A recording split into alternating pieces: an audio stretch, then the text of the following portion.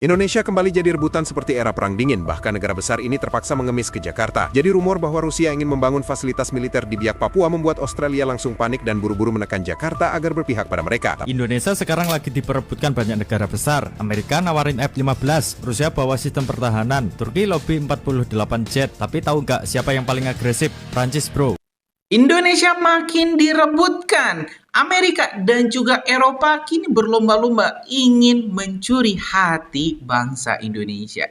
Rusia bukan lagi hanya Rusia, teman-teman, bukan lagi hanya Cina, tapi sekarang Eropa sudah mati-matian ingin agar dukungan dari Indonesia itu berpindah total kepada mereka. Buktinya, Indonesia baru saja dapat 3 teman-teman jet tempur paling canggih di dunia saat ini, yaitu Rafale, dan langsung teman-teman ditempatkan di Pekanbaru. Ini tentu menjadi sebuah kabar baik karena kita tidak ketergantungan dengan jet-jet tempur Amerika yang kita tahu kalau misalnya macam-macam, ya jet tempur canggih Amerika itu bisa dibuat jadi besi rongsokan karena bisa dimatikan kapan saja oleh Donald Trump. Nah, tapi dengan adanya Rafale tentu ini akan menjadi penyeimbang kekuatan dari TNI kita, tidak terlalu bergantung pada satu negara. Dan informasinya, sejumlah negara juga akan membatalkan pembelian jet tempur F-35.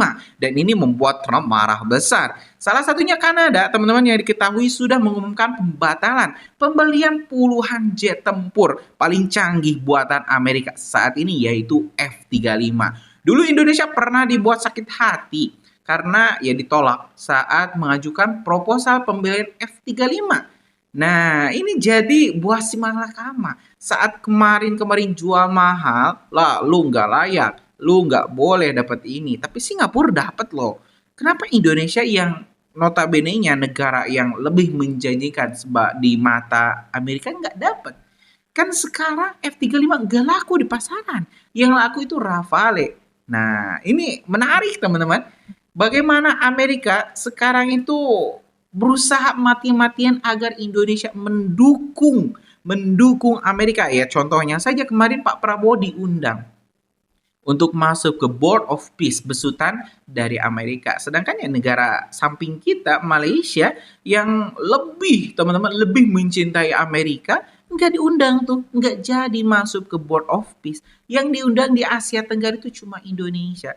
Jadi ya Indonesia diperebutkan nih. Tinggal nanti Pak Prabowo lah yang main cantik. Jangan sampai Pak Prabowo termakan suasana, termakan buayan-buayan Eropa atau Amerika. Kita harus seimbang. Ke sana teman, ke sini teman, ke sana kemari teman. Jangan sampai ya kita bikin rusuh juga. Nah, tapi ya kita mungkin di Perang Dunia Ketiga juga tidak akan sepenuhnya non-blok. Ini yang bakal menarik. Di mana pilihan Indonesia, siapa yang akan kita dukung? Apakah blok AS, atau blok Rusia, atau blok Eropa?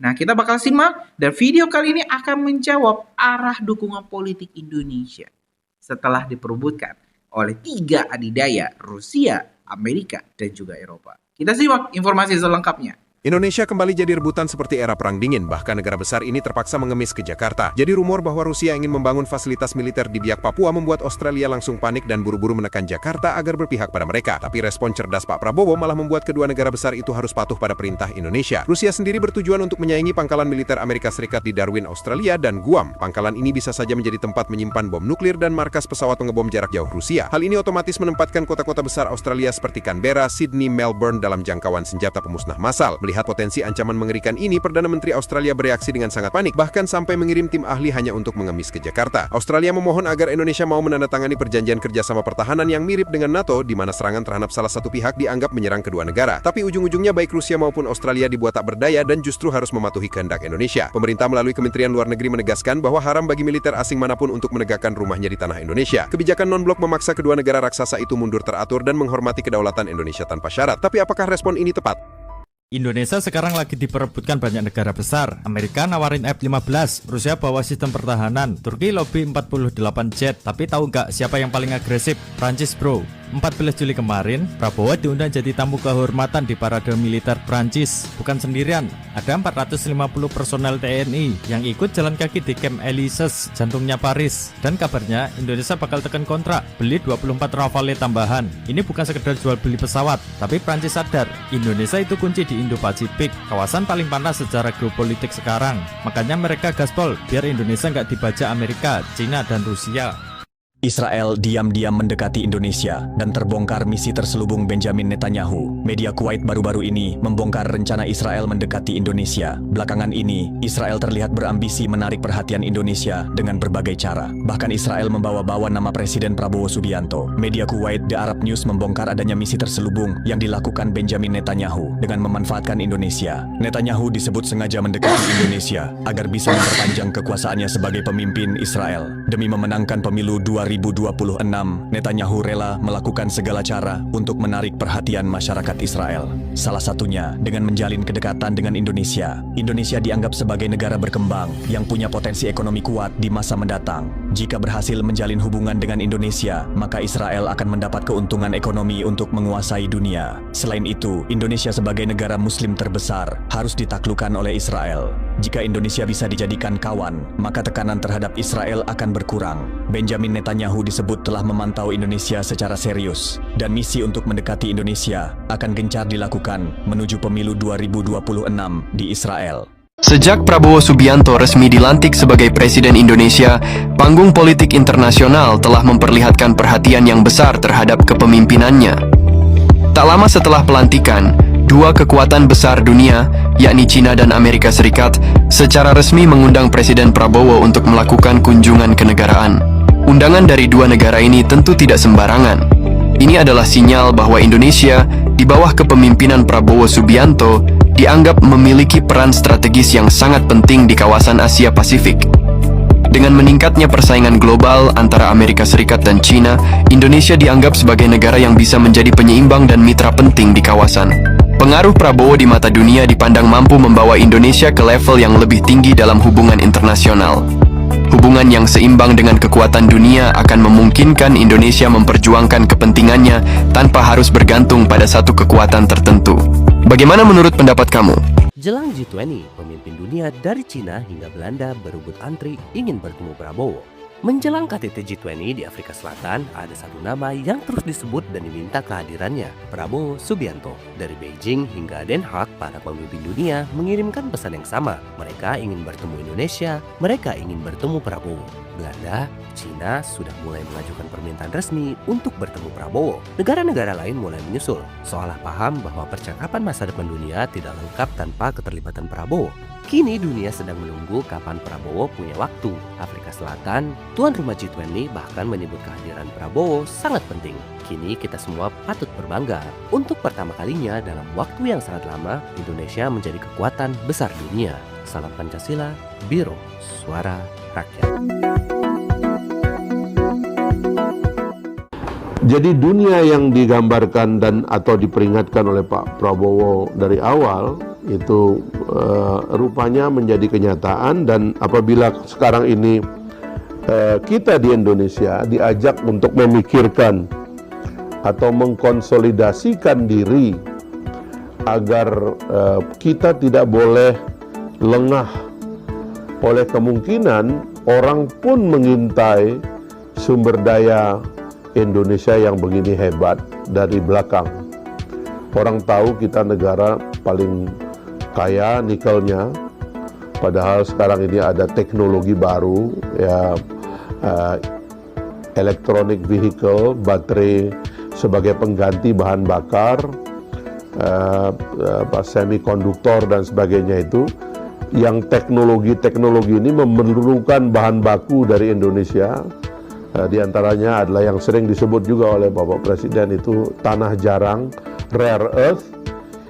Itu banyak di Indonesia, dan salah satu penyebabnya negara-negara ingin merebut Greenland dan sebagainya itu, atau Venezuela itu salah satunya adalah karena rare earth tadi itu. Dan Indonesia terkenal sekali di dunia sebagai negara yang kaya mineral. Kalau ada negara lain yang tidak punya minyak, hanya punya mineral, kita punya minyak, punya mineral. Ada negara lain yang punya batu bara tapi tidak punya minyak, kita punya minyak, punya batu bara. Dan kita punya semuanya. Ada negara yang punya hutan tapi nggak punya tambang, kita punya hutan, kita punya tambang. Ada orang yang punya hasil laut tapi tidak punya hutan, kita punya hasil laut, punya hutan. Jadi keterkenalan bangsa Indonesia sebagai negara yang kaya tentu bisa membuat dalam perhitungan geopolitik Indonesia harus diambil alih. Indonesia harus dikuasai. Dan di awal-awal kita tidak percaya bahwa ini bisa terjadi. Tapi menurut apa yang kita lihat sekarang itu di hari-hari ini, itu bisa menjadi kenyataan. Amerika Serikat memperingatkan bahwa mereka dapat meningkatkan intervensi militer di wilayah udara Kanada jika Ottawa membatalkan atau mengurangi pembelian jet tempur F-35. Peringatan tersebut disampaikan Duta Besar AS untuk Kanada, Pete Hoekstra, di tengah memanasnya pembahasan kontrak pertahanan bernilai miliaran dolar. Washington menilai pengurangan jumlah jet akan membuka celah keamanan di kawasan Amerika Utara yang dapat berdampak pada pola kerjasama pertahanan dalam kerangka Komando Pertahanan Dirgantara Amerika Utara, NORID.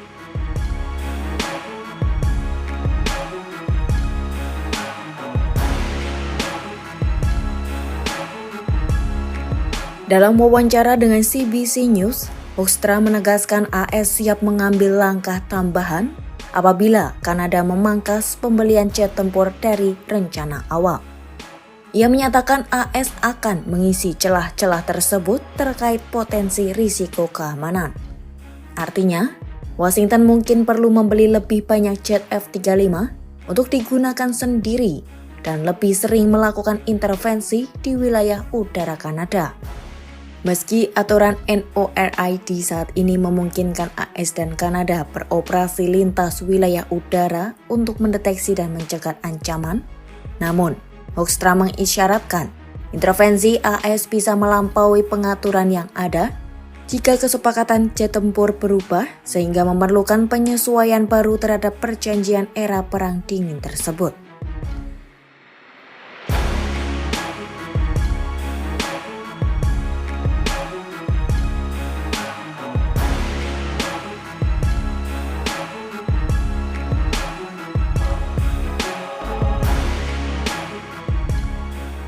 Menurut laporan The Independent, Senin 26 Januari 2026, pernyataan Hoekstra muncul beberapa bulan setelah pemerintah Kanada menyatakan sedang meninjau ketentuan kesepakatan pembelian jet tempur karena biayanya lebih mahal dari perkiraan. Pada 2022, Kanada sepakat membeli 88 unit F-35A produksi Lockheed Martin dengan komitmen awal pendanaan untuk 16 unit pertama. Namun, program tersebut mengalami berbagai hambatan. Selain proses produksi yang berjalan lebih lambat dari perkiraan, audit awal pada 2025 menunjukkan total biaya program melonjak menjadi 27,7 miliar dolar AS atau sekitar 464 triliun rupiah, naik dari perkiraan awal 19 miliar dolar AS atau sekitar 138 triliun rupiah. Di tengah memburuknya hubungan AS-Kanada akibat ancaman tarif dari Presiden Donald Trump, Perdana Menteri Kanada Mark Carney mendorong peninjauan menyeluruh terhadap kesepakatan tersebut.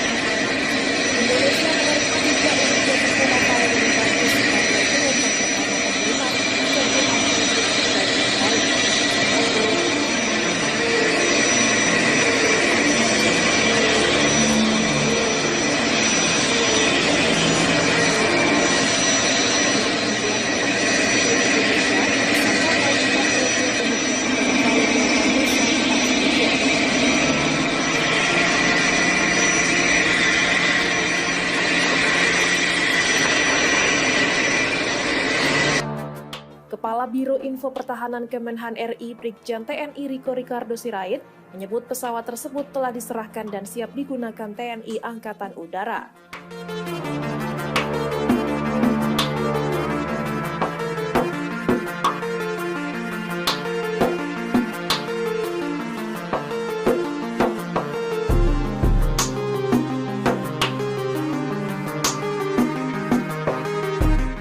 Tiga jet Rafale itu kini ditempatkan di Pangkalan Udara Ruspi Nuryadin, Pekanbaru, Riau.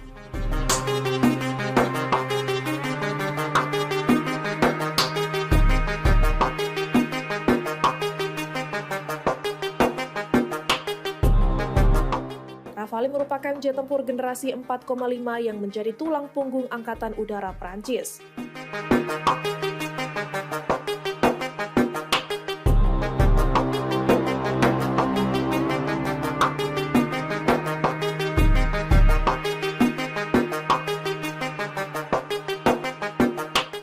Pesawat ini pertama kali diperkenalkan pada 2001 dan mulai aktif menjalankan misi Angkatan Udara Prancis sejak 2006.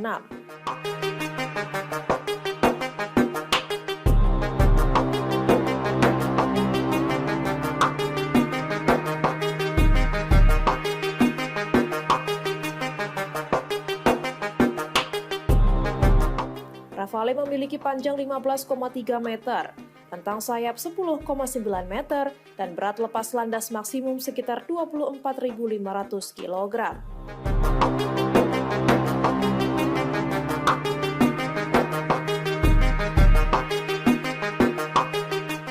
Jet tempur ini ditenagai dua mesin turbofan Safran M882 dengan kecepatan maksimum Mach 1,8 atau sekitar 1.915 km per jam.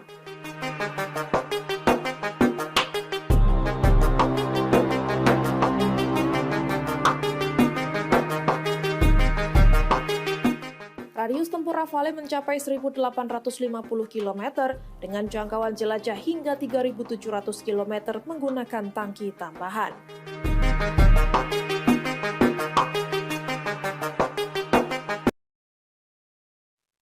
Ya teman-teman, sudah kita saksikan informasi lengkap ya bagaimana Indonesia memang sangat diperebutkan oleh dunia. Ini tentu menjadi nilai plus Indonesia. Kalau misalnya memang ingin bekerja sama dengan Indonesia, maka baik-baiklah dengan bangsa Indonesia. Kita lihat Prancis itu benar-benar jor-joran. Hanya Indonesia loh teman-teman yang diberikan fasilitas pembelian Rafale sebanyak ini. Negara-negara lain belum. Bahkan ini yang paling menarik ini teman-teman. Prancis memberikan cicilan jangka panjang dengan bunga rendah untuk Indonesia. Kan itu yang disukai orang Indonesia kan. Nyicil lama, bunganya rendah. Wah, itu udah oke banget deh dari Prancis. Nih Amerika kalau misalnya benar-benar mau didukung Indonesia, ya kasihlah F-35. Jangan jual mahal. Sedangkan Rusia ya kita memang harus akui, kita terkendala sanksi ekonomi. Bukannya kita nggak mau beli Sukhoi teman-teman. Bukannya kita nggak mau, tapi ya dipersulit oleh Amerika dan juga Eropa saat ini. Nah, gimana menurut kalian, teman-teman? Pilih mana sih? Blok Rusia, China, blok Eropa, atau blok Amerika? Atau mungkin kita ya non-blok saja seperti biasa. Tulis pendapat kalian di kolom komentar, kita bakal diskusikan. Terima kasih. Lanjut di video selanjutnya. Assalamualaikum warahmatullahi wabarakatuh.